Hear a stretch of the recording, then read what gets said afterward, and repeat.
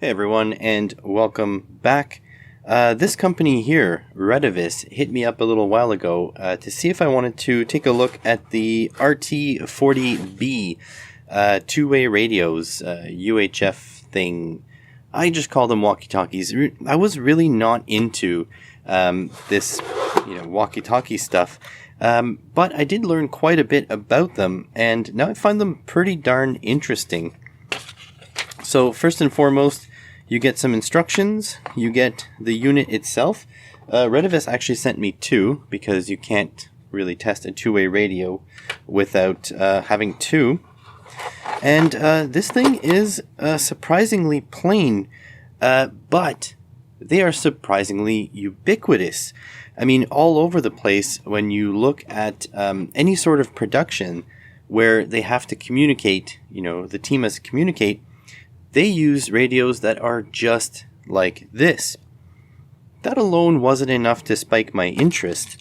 What spiked my interest is that another maker queued me up and told me that the cost of these things had gone precipitously downwards in the last, 10, 15 years. Back in the day, if you needed something like this, I mean, it's kind of a simple device, really, in the end. It would cost you over $500. And this thing here is like $17. $17. And honestly, I don't see anything different in this radio to the $500 radio. In fact, I think this thing is quite good value for the money. So obviously, I had tested it out, and I mean, it works. I really don't know what to add to that. It just simply works. But this one here comes with a charging base. So you just plug that in like so. Like that. And it charges up via a micro USB. And it has a belt clip with the screws to plug that in. And it has a removable, let's see if I remember how to do this. I've had it here for a little bit here. Like that. It has a removable lithium-ion battery. So, the batteries go bad, you just buy new ones. It's that simple. You don't have to throw the whole thing away. The other cool thing I've learned about these two-way radios is that it's not like the old school sort of long antenna ones where anybody on your channel you had to listen to and vice versa. It actually has two different technologies, not specifically these radios. These radios have them. They're not specific to Retevis, though, called CTCSS, which is Continuous Tone-Coded Squelch System. This is all stuff I had to learn, which actually sends a tone with your voice. And the other radio has to know that tone, and it will ignore everything else that doesn't contain that tone, but you don't hear that tone. These things also have a DCS, which is a digital code that's sent out. So it's sent out as digital packets instead of analog voice. So these things here, they can be set up to only recognize each other and ignore everything else on the channel. For the features, I mean, they're pretty simple. You've got two knobs here. So you got one knob for the on-off. So off and then on, and then volume. And then these things talk. So I don't know if you heard that. I'll put it up a little bit louder. 2, 1. So this tells you the channel you're on. 2, 3, 4, 5, 6, 7, 8. So you can actually change this to a Chinese voice, and you can actually turn it off as well. And then you have a battery indicator. I don't remember which one it is. I believe it is SK2, bottom one there. 3. So you just click that and it tells you the battery level. 7, 6, 5, 4, 3, 3. So there, the battery level and the channel are the same number. You got the push to talk, and you can just listen. I'll turn down the volume a bit. So it's like open now. You can just listen. And turn that off. And then you do long presses on these buttons to set up the CTCSS and the DCS stuff. This is actually pretty cool that they managed to get something that used to cost, you know, $500 plus into a package that's like literally under 20 bucks. So if you're a business and you need 10 of these, it won't break the bank, you know, compared to the way it was before. I mean, 10 of these is under 200 bucks, and you wouldn't even be able to get one of those $500 ones. So I think that's pretty crazy. Now, this doesn't make for too good of a video, just kind of showing you this. I was planning on trying to build some Arduino thing to do the push-to-talk thing and whatever, but my coding skills really got in the way. So instead I figured we would open this up and see what makes a $550 radio a $17 radio. So let me reposition the camera and we'll do that. Okay, so that was a bit of a pain because they are tiny little Torx head screws, and I have the right screwdriver for it, but it just won't fit down these deep holes. So I had to use the old trick of jamming a hex down in there, but I did get it off, and it's pinging a bunch of parts around, so you're gonna have to forgive me. So first of all, on this casing, we have a hole here for the microphone, but no microphone on this side, and this is the speaker. The speaker, it is not secured to or soldered to the other side. It looks like there's these two little gold-plated springs here. Then we have a little light pipe that comes from right here. Can't really put it back into its place very easily. This is not going to be fun to put back together, but that's okay. I did it so you didn't have to.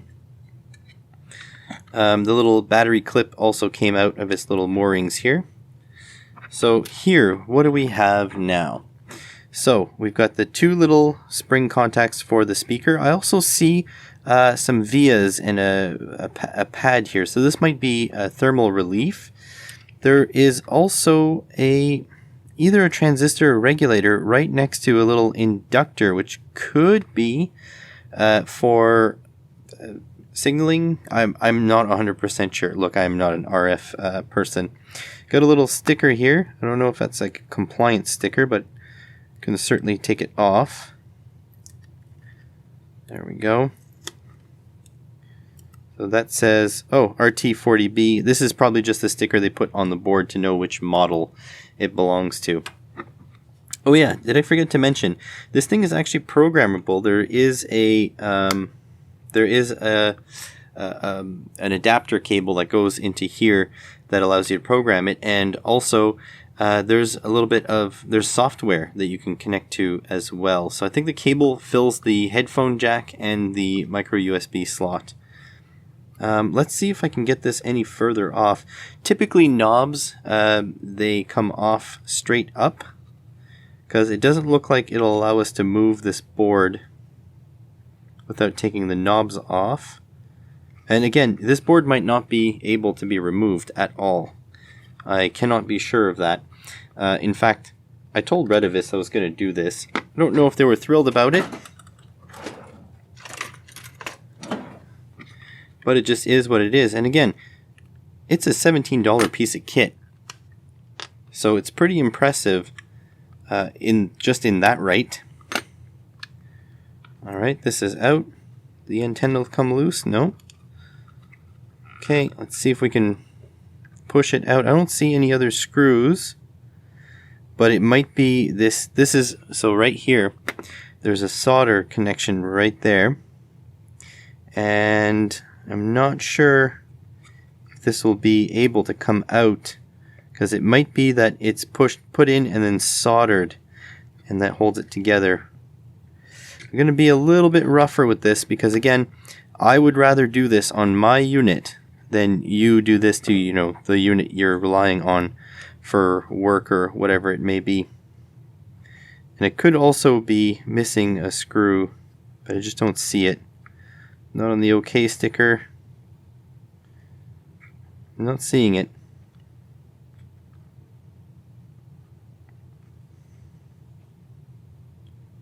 This molding certainly looks like one piece, so I don't think anything comes off beyond that.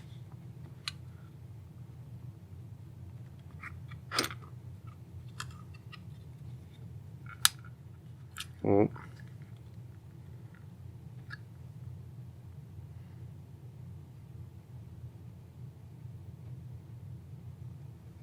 So I can see some residue up in this corner here, so it does look like it was soldered on after the fact.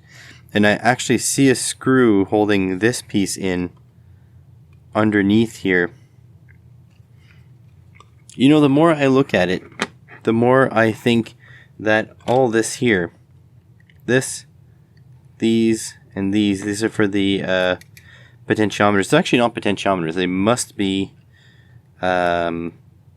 encoders, because they go on forever. I don't think... Yeah, this one goes on forever. This one here could be a pot. Yeah, this is a pot.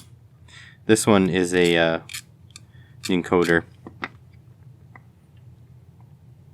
It looks like this board was put on and then soldered on top here. So I don't think I'll be able to see what's on the other side unless we break it. And I don't really want to break it. I want to create more e-waste than is necessary. So unfortunately, I think that's where the teardown goes to. I feel like we're just on the verge of seeing something, because I'm looking at all this via stitching. I feel like there's going to be something on the other side of this board, a surface mount. Actually, you know what? Even this looks hand soldered. Let's be the USB, and there's the headphone jack. So I don't think there is an easy way to take this apart. So upon further review, if you look at the battery contact here, that has to be soldered onto this board. So it's you know, there and there, very likely. So that's soldered. No, it's actually, yeah, it's up here somewhere. So that's soldered onto the board. But in order for the board to come out, it'll have to go up this way and slide out, because this has to clear. So you have to push this down, you know. But then if you look up here, I don't know how clear this is to you. Right there, this is molded onto the case, and this linear encoder, it fits like perfectly in that notch. So definitely these are pushed in like this, and then the board comes down on top of it, and then it is soldered in once it's inside the case. So that is how they get the price down so far, is that this is designed for assembly. I'm sure there is a lot of stuff on this board that has been made more efficient and cheaper, but it's hard for us to tell because this is not made to be serviceable. So it's great that these things are inexpensive, but at the cost of repairability. Mind you, not many people are able to do board level repairs. So I think that's it for now. These things are a hell of a success story on how you can turn, you know, a $550 product into a $17 product at a few costs. I believe the only thing I found wrong with this thing is every once in a while the encoder would miss a step. 2, 1, 0.2, 0.1, 20, 0.1, 0.1, 2, 3, 4, 5, 6, 7, 8, 9, 10, 11, 12, 13, 12, 11, 10, 9. There we go. It missed one step there. But it's not very common, and if you go slowly, then it's not a problem. So, yeah, these things, quite the success story. I think you're going to see them again on the channel because I have started playing with one of these things. This is an SDR module, software defined radio. And with this little antenna here, you can actually check the frequencies on this. I didn't include it as part of this first look because the frequencies are actually written in the manual, so along with the power of it. So I mean, everything is right up front. If you need a whole bunch of two-way radios, I don't think you can go wrong with this. Thanks for watching.